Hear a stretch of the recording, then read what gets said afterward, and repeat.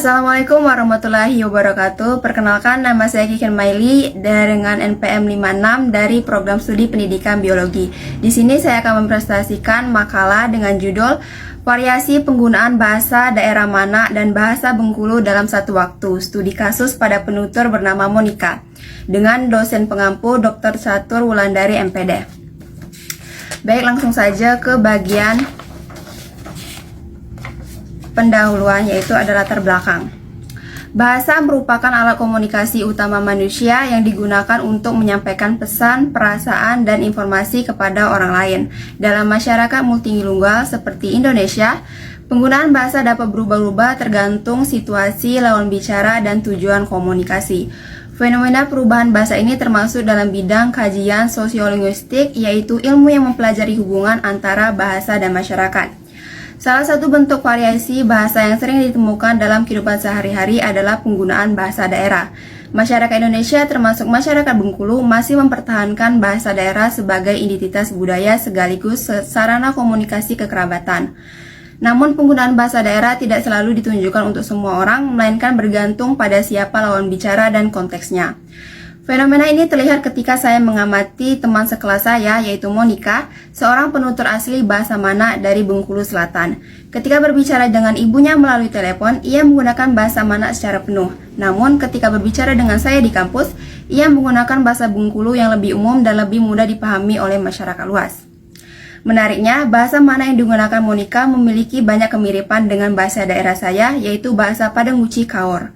Kesamaan kosakata dan struktur kalimat membuat saya memahami sebagian besar percakapan Monica, meskipun saya bukan penutur Mana. Hal ini menunjukkan adanya hubungan kekerabatan antara dua dialek tersebut.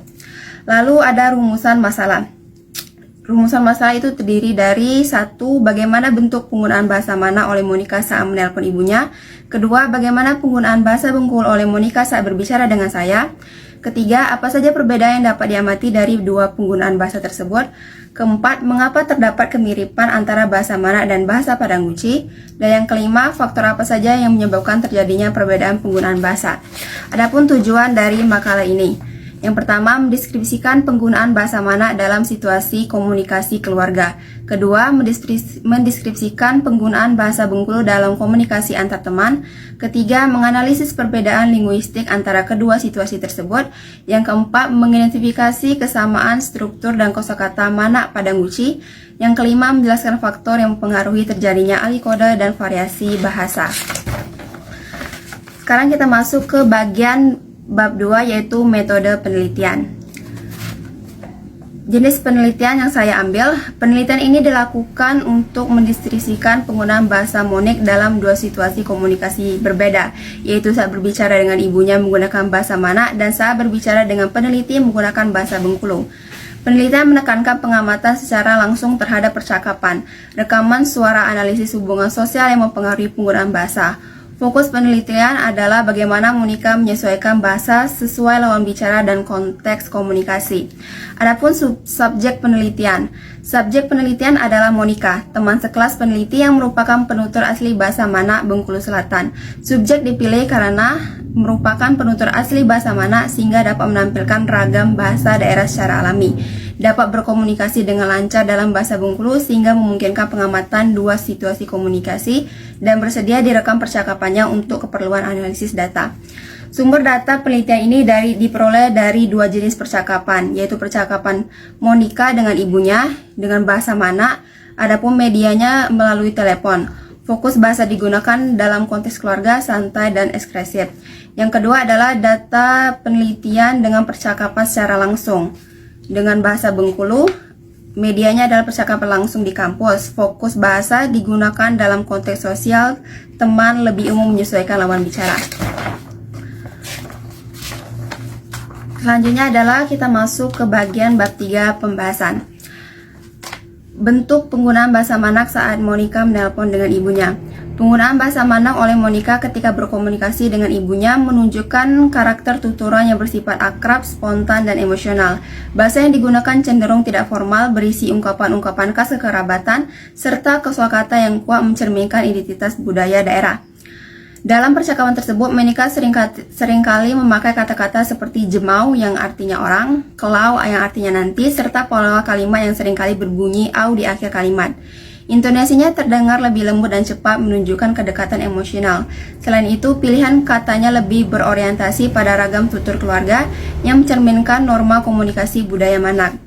Situasi komunikasi yang bersifat pribadi dan penuh kedekatan membuat Monica secara natural kembali ke bahasa ibunya sebagai bentuk kenyamanan dan identitas diri.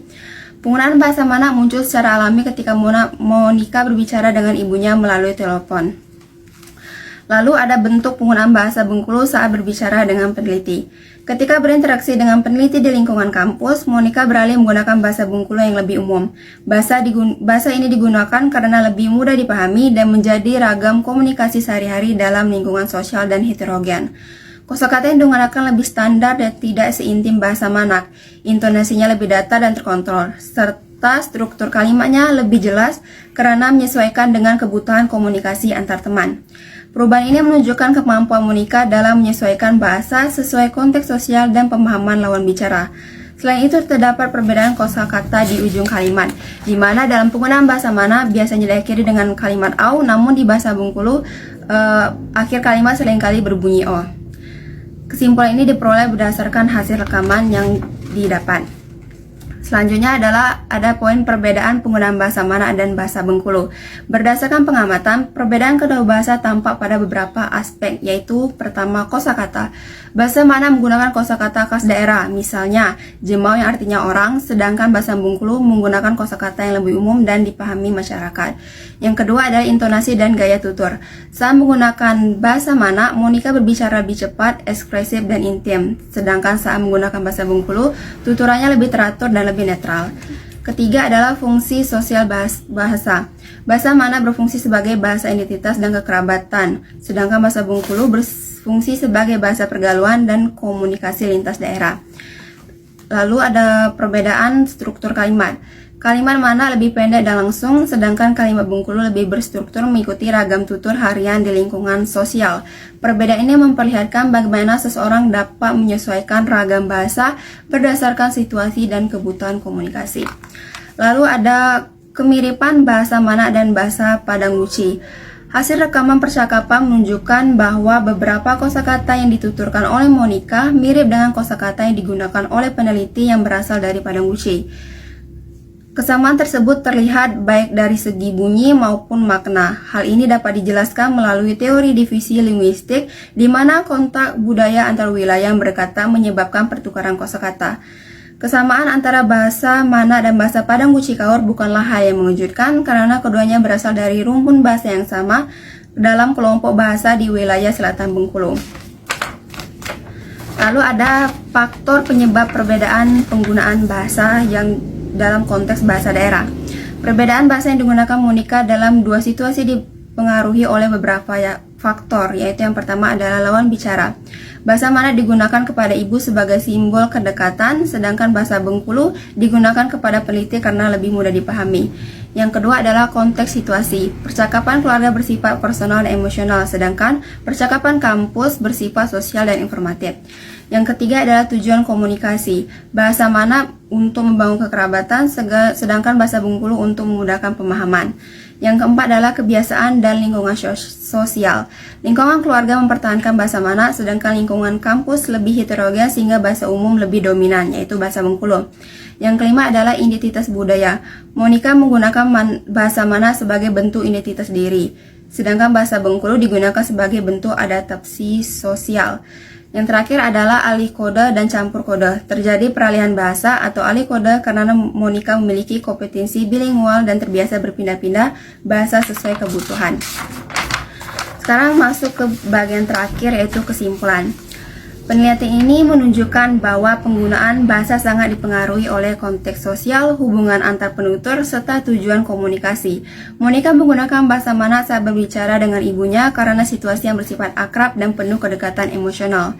Sedangkan bahasa Bengkulu dipilih ketika berbicara dengan peneliti agar komunikasi lebih mudah dipahami dalam lingkungan pertemanan. Perbedaan kedua bahasa tampak jelas pada kosakata, intonasi, gaya tutur, dan fungsi sosial. Kemiripan antara bahasa Mana dan Padang Guci menunjukkan adanya hubungan kekerabatan linguistik di wilayah Bengkulu Selatan. Perubahan bahasa yang dilakukan Monica mencerminkan kemampuan Ali Koda sebagai penutur bilingual.